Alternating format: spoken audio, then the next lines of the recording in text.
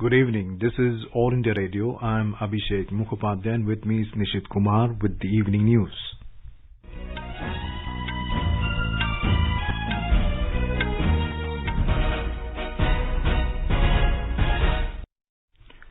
The headlines.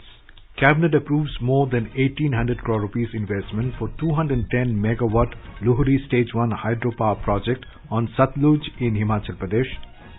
In Gujarat, 9 labourers killed in a fire incident in a chemical factory near Ahmedabad.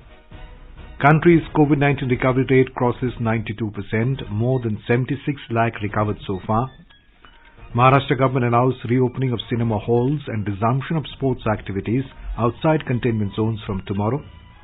In US, counting of votes for presidential election underway, results suggest neck-to-neck contest between Donald Trump and Joe Biden. And central teacher eligibility test to be held on 31st January next year in 135 cities.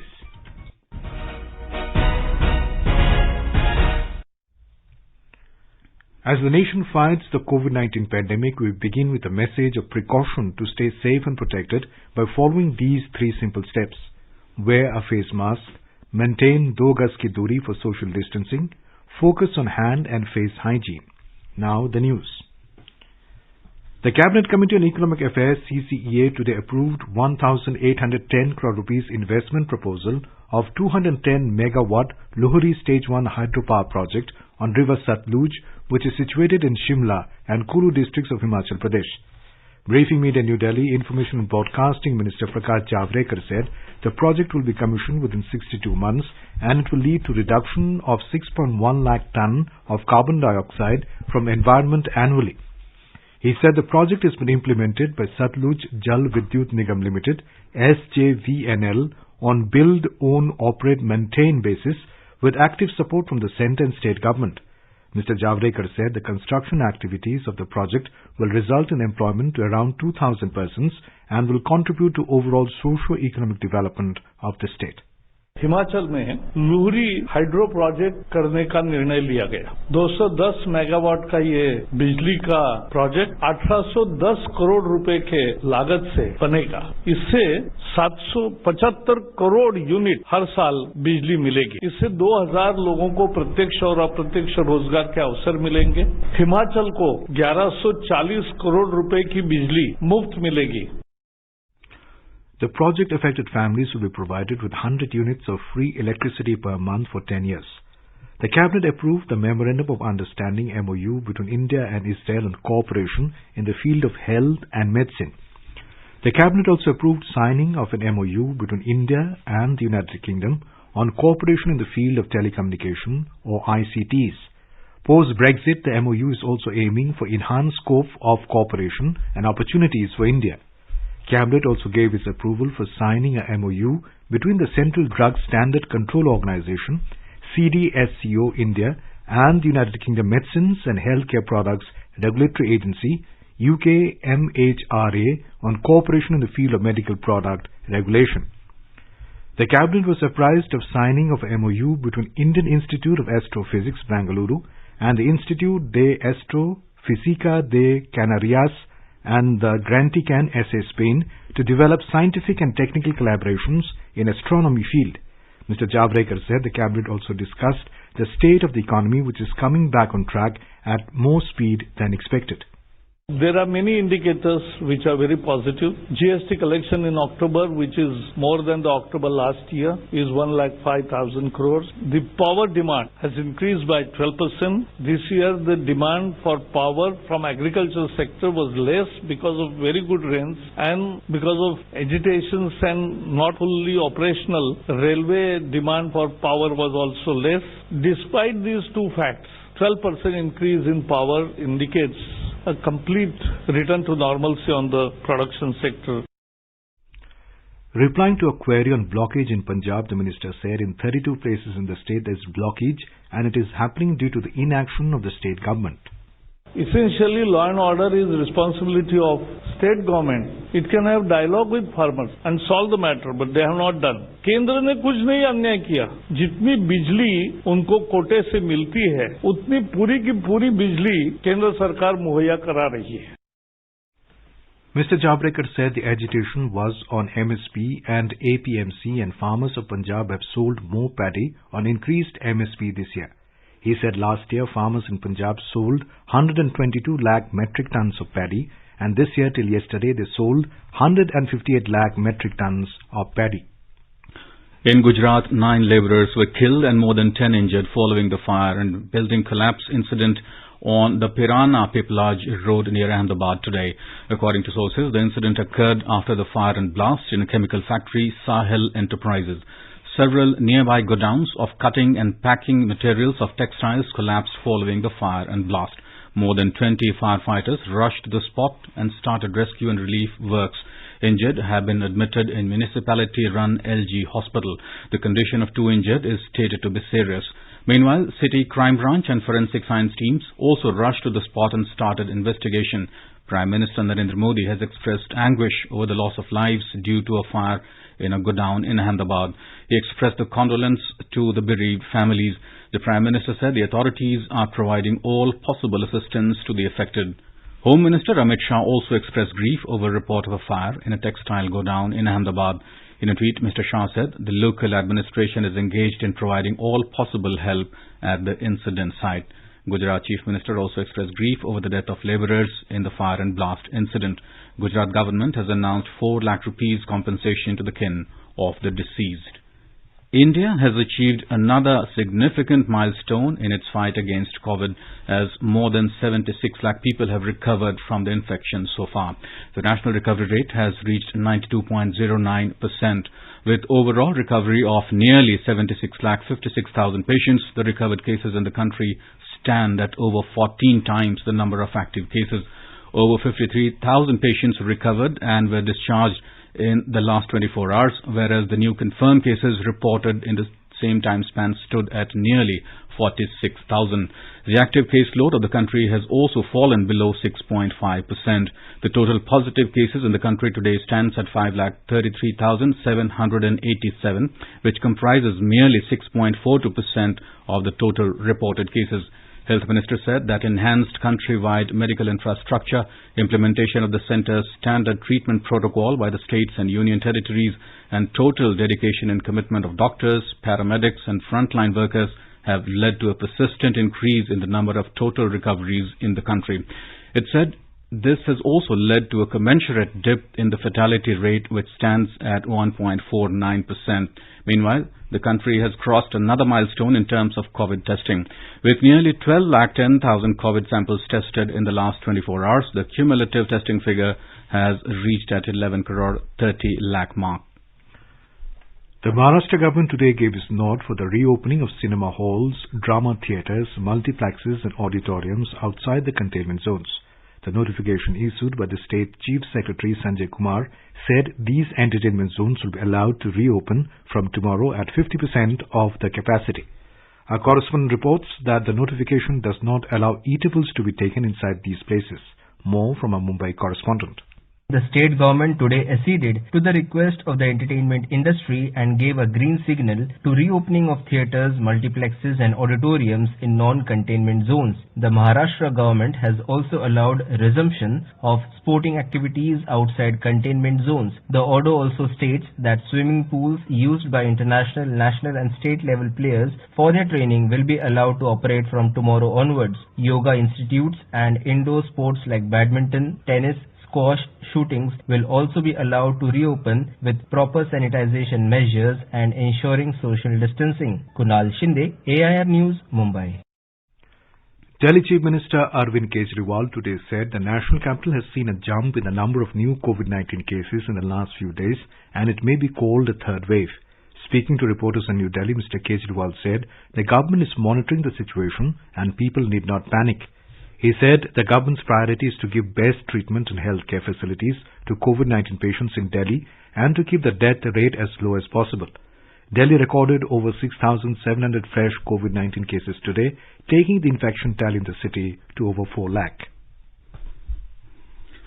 The Karnataka Primary and Secondary Education Minister Suresh Kumar has said that decision on opening of schools will be taken after holding consultations with all the stakeholders. More from our correspondent. Primary Education Minister Suresh Kumar held meeting today with Education Department officials on the possibilities of opening the schools. Thereafter speaking to media persons in Bengaluru today, he said looking at the pandemic situation, no decision is taken on opening of the schools. He said consultations are on with various stakeholders like parents, teachers and educationists on the possibilities. He said in the next 2 days, discussions will also be held with Public Instruction Department, Social Welfare and Health Department and also school management, saying that the interest of children and their health are of paramount importance. The minister said that steps are taken in other states on reopening schools are also being studied. Sudhindra, AIR News, Bengaluru.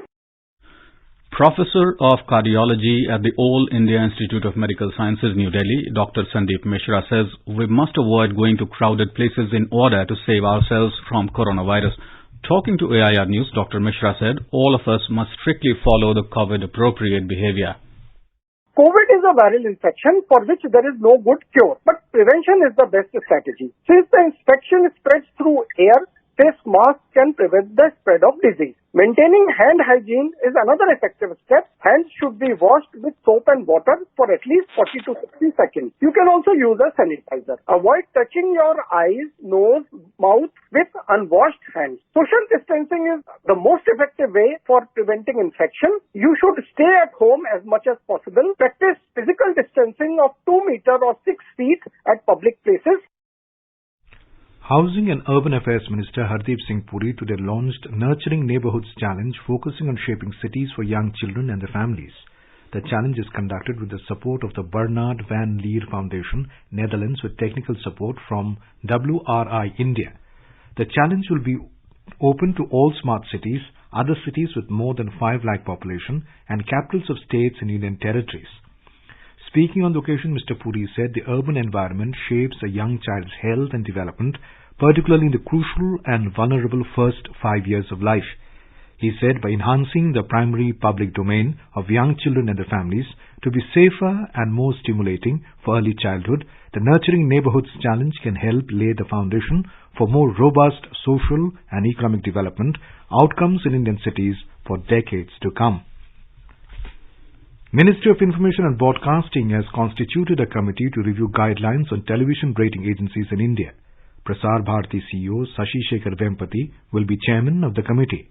In an order, the ministry said the present guidelines on television rating agencies in India were notified after detailed deliberations by the Parliamentary Committee, Committee on Television Rating Points, constituted by the Ministry of Information and Broadcasting, and recommendations from Telecom Regulatory Authority.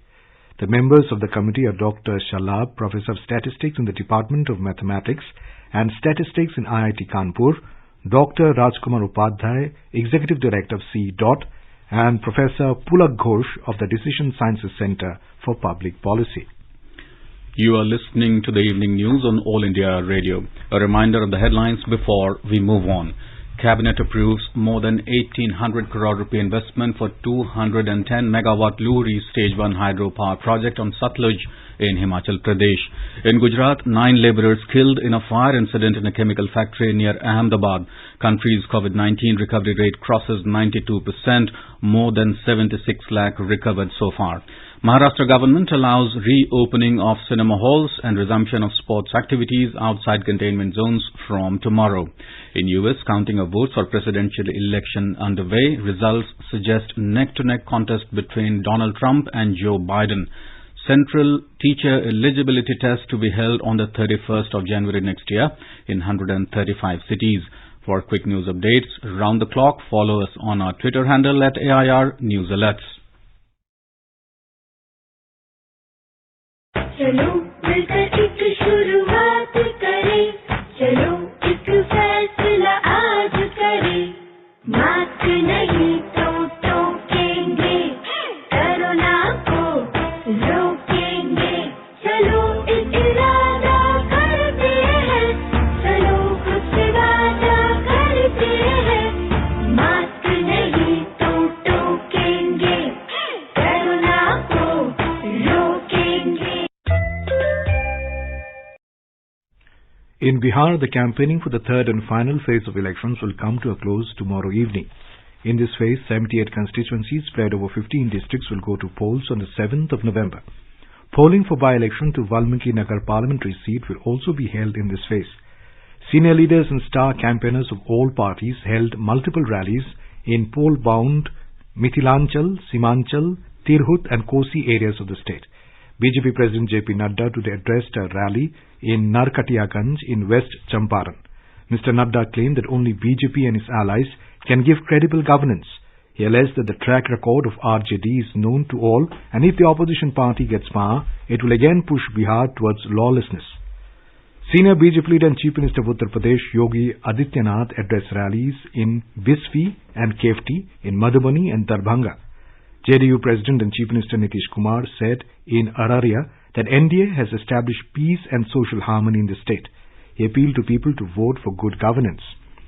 After Madhepura, senior Congress leader Rahul Gandhi addressed the second rally in Araria, where he alleged that NDA at the centre and Nitish Kumar-led government has betrayed farmers by dismantling agriculture produce markets. He said farmers are now compelled to distress sell their produce. RJD leader Tejasvi Prasad Yadav alleged that BJP and its allies are trying to divert the agenda of poll to communal and caste lines. LGP chief Chirag Paswan alleged that in the Sat Nischay schemes, corruption is rampant and if voted to power, a probe will be ordered. Leaders of Rashtriya Lok Samta Party, Jan Adhikar Party and left parties also held election rallies and road shows in poll-bound segments. Meanwhile, the Election Commission has released final voter turnout of the second phase of elections. An estimated 55.70% voting was recorded in this phase. Female turnout is 58.80%, while male turnout is 52.92%. Prime Minister Narendra Modi today said Bihar has always considered the values of democracy and prefer the politics of good governance. In a series of tweets, he said only NDA can provide security, employment and new opportunities of self-employment to the youth of the state. He said unprecedented investment on modern infrastructure is creating new employment opportunities in Bihar. He added that 1 lakh crore rupees is being given to Bihar under Mudra Yojana and Stand Up India scheme. In Nagaland, voting in southern Angami 1 and Pongro Kepere seats concluded peacefully at 4 p.m. this evening. Addressing media persons this evening, Chief Electoral Officer, CEO Nagaland Abhijit Sinha said the percentage at the close of poll was 88.10%. Pongro Kefere recorded 89.8%, while 84.41% was recorded in southern Angami 1 Assembly constituency. He said the polling process was by and large peaceful, except in Pongro Kefere Assembly constituency, where law and order situation was reported at a polling station in Singrep village. The 5 days autumn session of the Meghalaya Assembly will begin from tomorrow. According to a notification issued by the Commissioner and Secretary of Meghalaya Assembly Secretariat, there will be no session of the Assembly on November 6th on account of one gala dance festival. The session would conclude on November 12th. The Opposition Congress is all set to raise different issues pertaining to COVID-19, illegal transportation of coal and alleged corruption in Garo Hills Autonomous District Council during the 5-day session. An Assembly official said the strict adherence to the COVID-19 protocol during the session will be ensured. President Ramnath Kovind today promulgated the Arbitration and Conciliation Amendment Ordinance 2020 to further amend Arbitration and Conciliation Act 1996. The ordinance aims to ensure that all the stakeholders get an opportunity to seek unconditional stay of enforcement and arbitral award where the underlying arbitration agreement or contract or making of the arbitral award are induced by fraud or corruption. In a landmark step, India's public broadcaster Prasar Bharati entered into a Memorandum of Understanding MOU with Bhaskaracharya National Institute of Space Applications and Geoinformatics Ministry of Electronics and Information Technology today. Under the MOU, 51 DTH education TV channels will be available as DD co-branded channels to all DD free dish viewers. This move aims to bring quality educational programs to every household, including those in rural and remote areas. The services will be available free of cost for all the viewers 24/7, in line with government's commitment towards skill development and providing quality education to the last person in the country. This initiative will go a long way in achieving government's goal of providing education to all. In Maharashtra, the Alibag District Sessions Court today directed to conduct medical examination of journalist and editor-in-chief of Republic TV, Arnab Goswami. Goswami, who was brought to Alibag in Raigad district after his arrest from his Mumbai residence this morning, was interrogated for almost 1.5 hours by the police. He accused the police of physical assault, on which the court directed to conduct his medical examination. Our Raigad correspondent has reported that Goswami will be produced in the court again after his medical examination reports are received. The Alibag police have sought police custody of Goswami for allegedly abetting suicide of a 53-year-old interior designer. In 2018, an architect and his mother committed suicide over alleged non-payment of dues by Goswami's Republic TV. Meanwhile, protesting against his arrest, the BJP today staged demonstrations outside the Alibag court where the senior journalist was produced. The BJP alleged that the government acted in vengeful manner in arresting Goswami. In Madhya Pradesh, to promote Atmanirbhar Bharat and Vocal for Local campaigns, the state administration has completely banned the sale of foreign firecrackers. The State Home Ministry has also issued orders in this regard. If any trader is caught selling foreign firecrackers, his license will be cancelled immediately. A report. The State Home Secretary has instructed all district collectors and SPs in the state to strictly prohibit the sale of foreign firecrackers. The administration has been instructed to confiscate foreign crackers as well as firecrackers made of potassium nitrate. Apart from this, there will be a strict vigil on those who buy foreign crackers from e-commerce companies. A team has also been formed to monitor the sale of foreign crackers. During the sale of firecrackers, instructions have also been given to follow the guidelines of COVID-19. Sanjeev Sharma, AIR News, Bhopal. The Central Board of Direct Taxes, CBDT, has issued refunds of over 1,29,000 crore rupees to more than 39,49,000 taxpayers between 1st of April to 3rd of November this year. In a tweet, CBDT said income tax refunds of 34,820 crore rupees have been issued in over 37,55,000 cases, and corporate tax refunds of 94,370 crore rupees have been issued in over 1,93,000 cases. Railways continue to lose revenue as freight operations remain forcibly suspended due to tracks blockages in Punjab. Railways Ministry said more than 2,225 freight rakes could not be operated carrying vital commodities till date. Due to agitation, the loss have crossed 1,200 crore rupees. The ministry said that farmers' agitation is still continuing at 32 places on railway premises and tracks in Punjab. Due to the continued blockages at sections of tracks in Punjab, there has been a major adverse impact on freight movement and on the availability of vital commodities for farm, industrial and infrastructure sector as well. All passenger trains passing through Punjab has also been adversely impacted. The ministry said till date more than 1,350 passenger trains have been cancelled, diverted or short terminated. The 14th edition of Central Teacher Eligibility Test CTET will be held on the 31st of January 2021. Earlier, the CTET examination was scheduled to be held on the 5th of July this year in 112 cities all over the country, but was postponed due to administrative reasons. The Central Board of Secondary Education CBSE in a statement said that to maintain social distancing and other safety measures, the examination will now be conducted in 135 cities. A list of cities is also available on CTET website www.ctet.nic.in.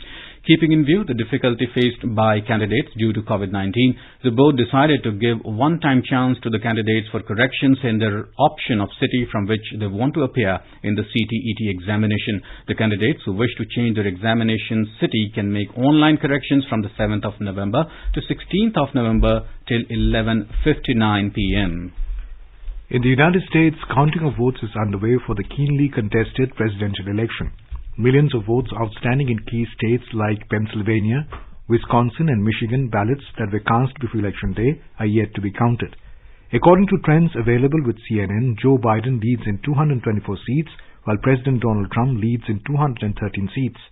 In the 538-member Electoral College, the winner has to get 270 seats to be declared as the eventual winner.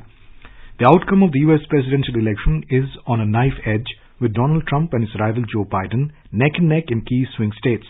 President Donald Trump and Democratic challenger Joe Biden both won states they were expected to win in the bid for a majority in the Electoral College that determines who wins the presidency in the country's indirect form of democracy.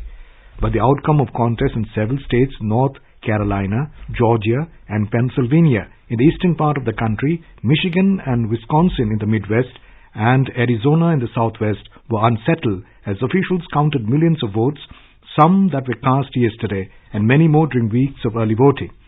As the initial result of the presidential election left the outcome in balance, Republican candidate and incumbent President Donald Trump claimed that his party is winning big. On the other hand, Democratic candidate Joe Biden urged his supporters to keep the faith. Security at the White House, government buildings and major commercial avenues across the United States has been beefed up. Our correspondent takes a look.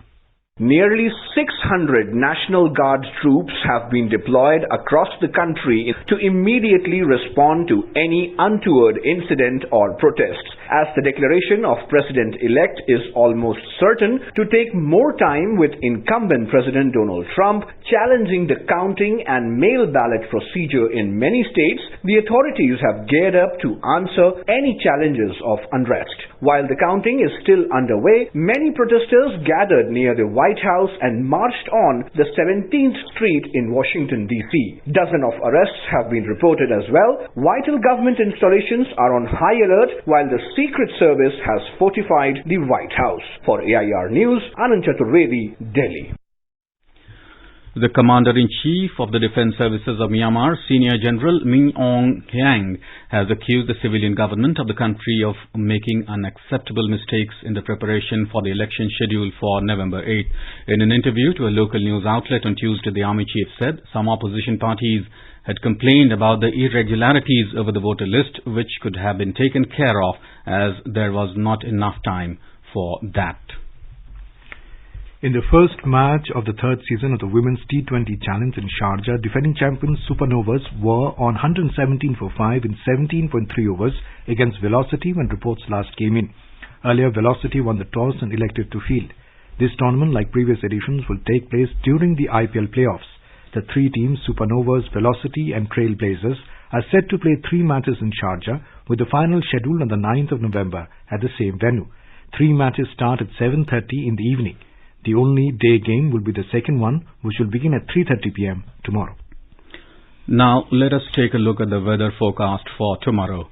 The national capital will experience moderate fog. The temperature will hover between 11 and 30 degrees Celsius in New Delhi. In Mumbai, sky will be mainly clear. The minimum temperature in the metropolis will be 23 degrees Celsius and the maximum will be around 34 degrees. Chennai is likely to witness generally cloudy sky with moderate rain. The temperature will hover between 26 and 30 degrees Celsius. Kolkata is also expected to have mainly clear sky with temperature varying between 21 and 31 degrees Celsius. In Jammu, sky will be generally clear with minimum temperature of 13 and maximum 30 degrees Celsius. Srinagar will have mainly clear sky. Minimum temperature in the city will be 1 degree Celsius, while the maximum will be around 20 degrees Celsius. In Leh, sky will be partly cloudy, becoming generally cloudy towards afternoon or evening. Minimum temperature will be -3 degrees Celsius, while the maximum will be around 15 degrees. Gilgit will have mainly clear sky with temperature rising from 1 to 24 degrees Celsius. In Muzaffarabad, the sky will be mainly clear and the temperature will move from 8 to 29 degrees Celsius. In Dehradun, the temperature will hover between 11 and 28 degrees Celsius. The city will have mainly clear sky. Chandigarh sky will be mainly clear with temperature oscillating between 13 and 29 degrees Celsius. In Hyderabad, the minimum temperature will be 17 degrees Celsius, while the maximum will be around 32 degrees. The city will have partly cloudy sky with possibility of rain or thunderstorm or dust storm. Ahmedabad will have clear sky and minimum temperature will be 18 degrees Celsius, while the maximum will be around 34 degrees. Patna will see mainly clear sky with temperature hovering between 15 and 30 degrees Celsius. And now, before we end the bulletin, the headlines once again. Cabinet approves more than 1800 crore rupee investment for 210 megawatt Luhari Stage 1 hydropower project on Satluj in Himachal Pradesh. In Gujarat, 9 labourers killed in a fire incident in a chemical factory near Ahmedabad. Country's COVID-19 recovery rate crosses 92%, more than 76 lakh recovered so far. Maharashtra government allows reopening of cinema halls and resumption of sports activities outside containment zones from tomorrow. In US, counting of votes for presidential election underway. Results suggest neck-to-neck contest between Donald Trump and Joe Biden. and Central Teacher Eligibility Test to be held on the 31st of January next year in 135 cities. And for details of these stories and more, log on to our website www.newsonair.com and News on AIR app. And with that we end the evening news. Good night.